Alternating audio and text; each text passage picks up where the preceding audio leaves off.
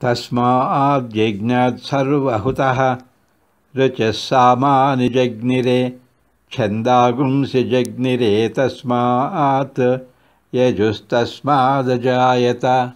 Mantra 10.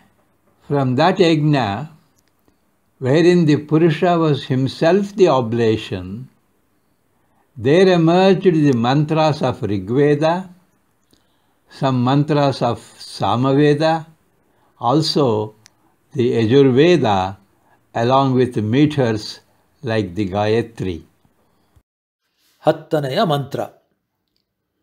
ಸ್ವಯಂ ವಿರಾಟ್ ಪುರುಷನೇ ಆಹುತಿಯಾಗಿದ್ದಂತಹ ಆ ಯಜ್ಞದಿಂದ ಋಗ್ವೇದದ ಮಂತ್ರಗಳು, ಸಾಮವೇದದ ಕೆಲವು ಮಂತ್ರಗಳು, ಹಾಗೆಯೇ ಗಾಯತ್ರ್ಯಾದಿ ಛಂದಸ್ಸುಗಳು, ಇವುಗಳ ಜೊತೆಗೆ ಯಜುರ್ವೇದವು ಆವಿರ್ಭವಿಸಿದವು.